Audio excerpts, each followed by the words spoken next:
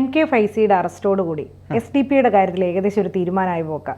കാരണം എനിക്ക് തോന്നുന്നു കേന്ദ്രം അത് നിരോധിക്കാൻ, SDP നിരോധിക്കാനുള്ള ഒരു തീരുമാനത്തിലേക്കാണ് പോകുന്നതെന്ന് കേൾക്കുന്നു. എന്താ തോന്നുന്നത്? തീർച്ചയായിട്ടും ഇപ്പോൾ പുറത്തു വരുന്ന വിവരങ്ങളനുസരിച്ച് കേന്ദ്രം പോപ്പുലർ ഫ്രണ്ടിൻ്റെ ഭാഗമായിട്ട് പ്രവർത്തിച്ചു എന്ന് കരുതപ്പെടുന്ന SDP നിരോധിക്കാൻ തന്നെയാണ് സാധ്യത എന്നാണ് മനസ്സിലാകുന്നത്.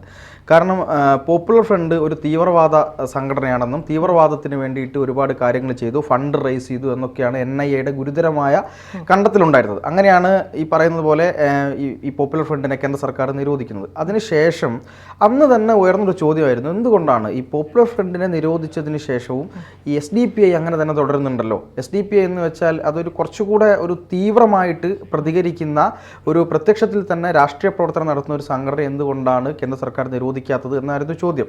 അപ്പോൾ അതിന് കൃത്യമായിട്ടൊരു ഉത്തരം പറയുക എന്നാൽ ആ സമയത്തൊക്കെ നമ്മളിങ്ങനെ പലപ്പോഴും പല ആളുകളോടും അന്വേഷിക്കുമ്പോൾ എന്തുകൊണ്ടാണ് ഇവരെ മാത്രം ഇങ്ങനെ തുറന്നു വിട്ടിട്ട് ഈ പോപ്പുലർ ഫ്രണ്ടിനെ മാത്രം നിങ്ങൾ ഒഴിവാക്കിയത് കൊണ്ട് കാര്യമുണ്ടോ എന്ന് ചോദിച്ചപ്പോൾ കേന്ദ്രത്തിൻ്റെ ഭാഗത്ത് നിന്ന് തന്നെ പിന്നീട് അതിന് കൃത്യമായൊരു മറുപടി കിട്ടി. അതായത് SDP എന്ന് പറയുന്നത് ഒരു രാഷ്ട്രീയ പാർട്ടിയാണെന്നും ആ രാഷ്ട്രീയ പാർട്ടിയെ പെട്ടെന്ന് അങ്ങ് നിരോധിക്കാൻ പറ്റില്ല. കൃത്യമായ തെളിവുകളുടെ അടിസ്ഥാനത്തിൽ ഒരു സംഘടനയെ നിരോധിക്കുന്നത് പോലെ മാത്രമല്ല, ഈ തെരഞ്ഞെടുപ്പ് കമ്മീഷനെ ബോധ്യപ്പെടുത്തേണ്ടതുണ്ട്, ചില കമ്മിറ്റികളെ, ഇന്റേണൽ കമ്മിറ്റികളെ ബോധ്യപ്പെടുത്തേണ്ടതുണ്ട്. അങ്ങനെ പല തെളിവുകളും ശേഖരിച്ചതിന് ശേഷം മാത്രമാണ് ഒരു രാഷ്ട്രീയ പാർട്ടിയെ നിരോധിക്കാൻ പറ്റുള്ളൂ. രാഷ്ട്രീയ പാർട്ടിക്ക് ചില ഇമ്മ്യൂണിറ്റികളുണ്ട്. അതാണ് നമ്മുടെ രാജ്യത്ത് ഭരണഘടന കൊടുക്കുന്ന ഇമ്മ്യൂണിറ്റികളാണ്.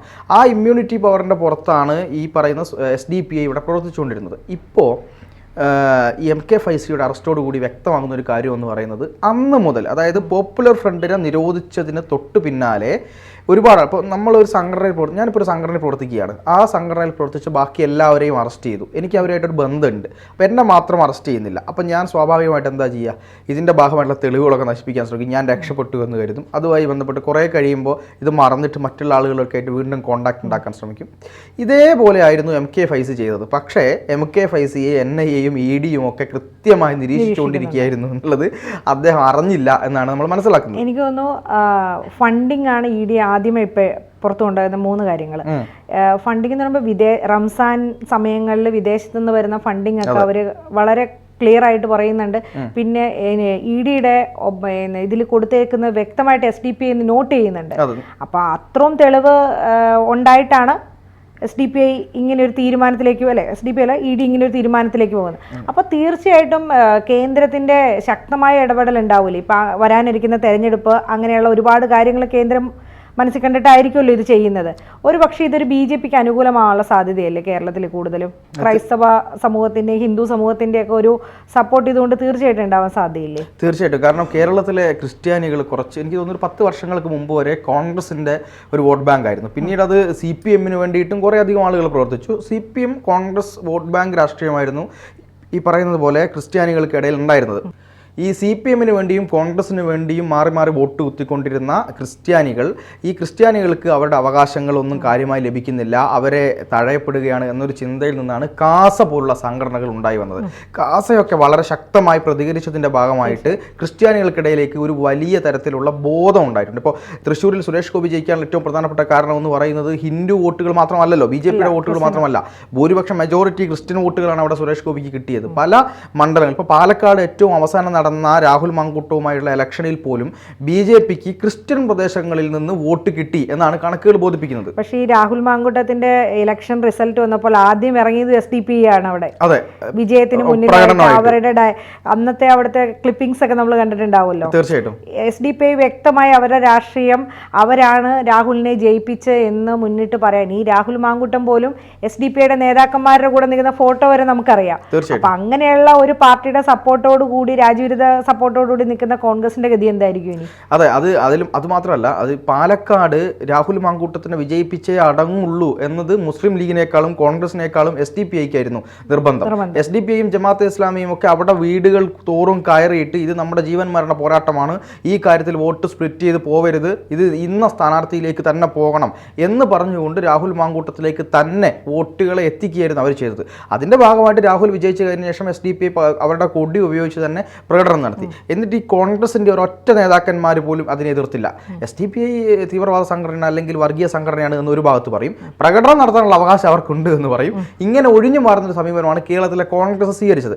എന്തായാലും ഈ ക്രിസ്ത്യാനികൾക്കിടയിൽ ഇത്തരത്തിലുള്ള ഒരു ഒരു സ്പ്ലിറ്റ് വന്നതിന്, അതായത് ഈ കോൺഗ്രസിൽ നിന്നും CPM-ൽ നിന്നും വിട്ടിട്ടുള്ളൊരു രാഷ്ട്രീയം യഥാർത്ഥത്തിൽ ക്രിസ്ത്യാനികൾക്ക് വന്നു എന്നുള്ളത് കൊണ്ട് തന്നെ ക്രിസ്ത്യാനികൾ ഈ SDPI ഒക്കെ വളരെയധികം വെറുക്കുന്നുണ്ട് എന്നുള്ള യാഥാർത്ഥ്യം തന്നെയാണ്. അപ്പോൾ ഈ കേരളത്തിൽ അടുത്ത നിയമസഭാ ഇലക്ഷൻ വരാൻ പോവുകയാണ്, ലോക്കൽ ബോഡി ഇലക്ഷൻ വരാൻ പോവുകയാണ്. ഇവിടെ കാലങ്ങളായി പറഞ്ഞുകൊണ്ടിരിക്കുന്നത് നിങ്ങൾ ഈ PFIയെ നിരോധിച്ചു, അതുപോലെ തന്നെ SDPIയെ നിരോധിക്കണമെന്നൊരു ആവശ്യമുണ്ട്. ഇപ്പോൾ SDPIയെ നിരോധിക്കപ്പെട്ടാൽ അത് ഏറ്റവും കൂടുതൽ ഗുണകരമാകുക ആർക്കാണ്? BJPക്ക് തന്നെയാണ്. കാരണം തീവ്രവാദത്തിനെതിരെ വളരെ ശക്തമായ നിലപാടെടുക്കുന്ന ഒരു ഭരണം നിലവിലുണ്ട്, കേന്ദ്ര ഭരണം നിലവിലുണ്ട്, അടിച്ചാൽ തിരിച്ചടിക്കുന്ന ഭരണമാണ്.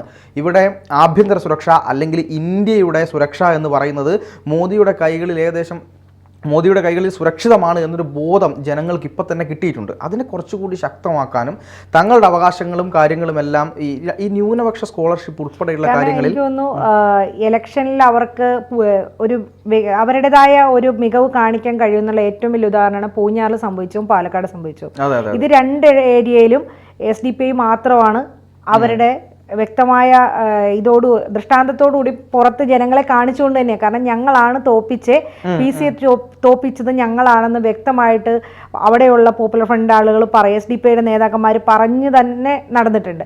അതേപോലെ തന്നെയാണ് മാങ്കൂട്ടത്തിലെ വിജയത്തിന് ശേഷം SDPI പാലക്കാട്.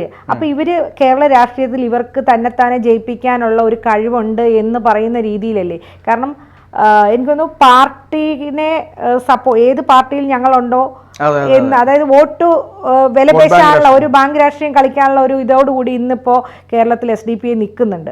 അപ്പൊ ആ ഒരു നിക്കലോടുകൂടി ഏകദേശം ഈ പോകുന്ന പോക്കാണെങ്കിൽ SDPIയുടെ മുന്നോട്ടുള്ള പോക്കിൽ കേരള രാഷ്ട്രീയത്തിൽ വളരെ ചലനങ്ങൾ ഉണ്ടാക്കാൻ പറ്റില്ലേ?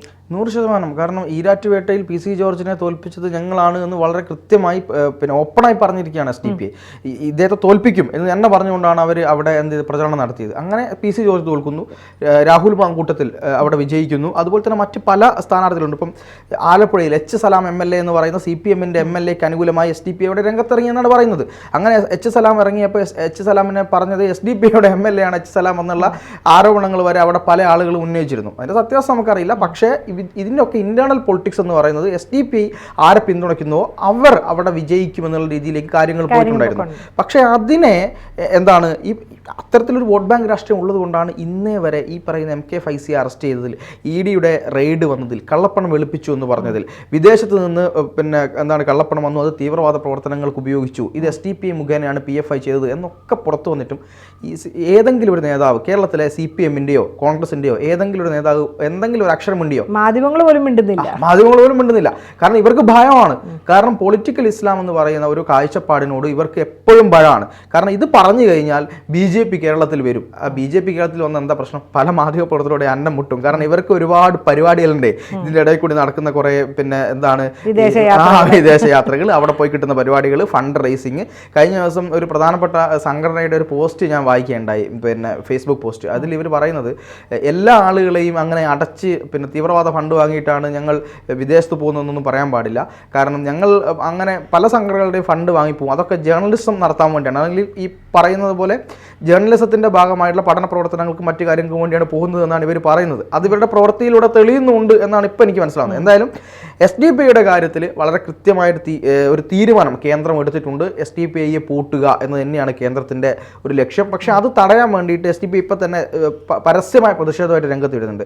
ഇവരിപ്പം വാർത്താ സമ്മേളനം നടത്തുന്നുണ്ട്, പല കാര്യങ്ങളും ചെയ്യുന്നുണ്ട്. അപ്പോൾ അവർ ഒരുങ്ങി തന്നെ ഇറങ്ങിയിരിക്കുകയാണ്. കാരണം ഇനി എന്താണ് സംഭവിക്കുക? ഇന്റേണൽ ജിഹാദ് ആണെങ്കിൽ ആ ജിഹാദിനെ നടത്തുക, കേന്ദ്ര സർക്കാർ ഇങ്ങനെ ഒരു നടപടി എടുക്കുകയാണെങ്കിൽ അതിനെ നേരിടുക എന്ന ലക്ഷ്യത്തോടു കൂടിയാണ് SDPIക്കാർ ഇറങ്ങിയിരിക്കുന്നത്. പക്ഷേ എല്ലാത്തിനെയും പൂട്ടാൻ കഴിവുള്ളൊരു കേന്ദ്രവും ഒരു ഭരണവും ഇവിടെ ഉണ്ട് എന്നുള്ളത് അവർ മനസ്സിലാക്കുന്നില്ല. എന്തായാലും SDPIക്ക് പൂട്ട് വീഴുമെന്നുള്ള കാര്യത്തിൽ ഇനി നമ്മൾ സംശയിക്കേണ്ട കാര്യമൊന്നുമില്ല. തീർച്ചയായും.